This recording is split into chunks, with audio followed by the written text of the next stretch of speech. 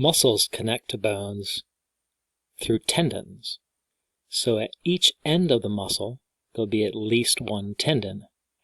At one end, there'll be an origin. At the other end, an insertion. So when you contract a skeletal muscle, one bone moves towards another bone. The origin is the tendon attached to the immovable bone, and the insertion is the end attached to the movable bone. For example, think of contracting your bicep muscle, which moves or bends your elbow. Well, your forearm moves towards your shoulder, not vice versa. So the origin is at the shoulder, and the tendon that's the insertion is at the forearm. So these are different general types of movements that occur at synovial joints. So we're going to be looking at these specific movements and a few more on the rest of the slides on this video. Flexion is bending a joint. Extension is straightening it.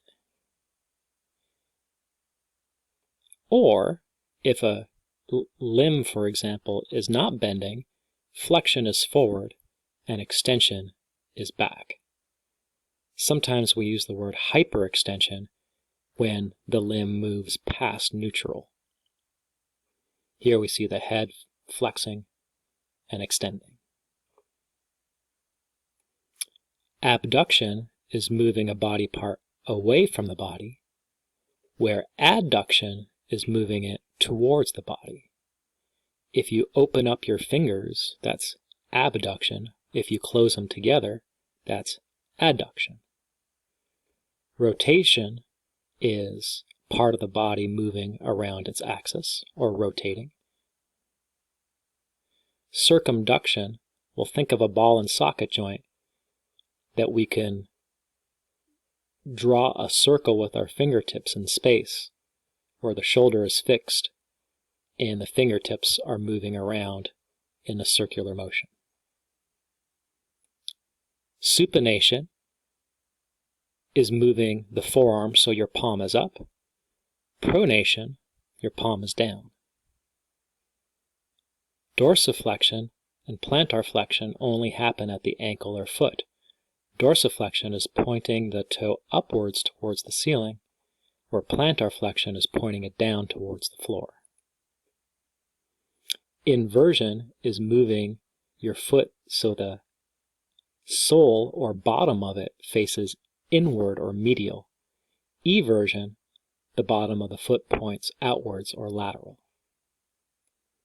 The mandible, or your lower jaw, can protract, like you're jutting it outwards, and retract, bringing it inwards. The mandible can also depress and elevate as you open your mouth and close it. Your thumb can touch any of your 5 fingers. We call that opposition.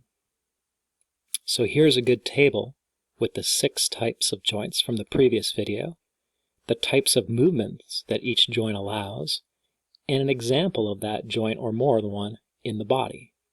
The only thing you should extend upon here is the actual name of the joint. For example, instead of shoulder joint, it's the glenohumeral joint. Instead of hip joint, it is the iliofemoral joint, and so on.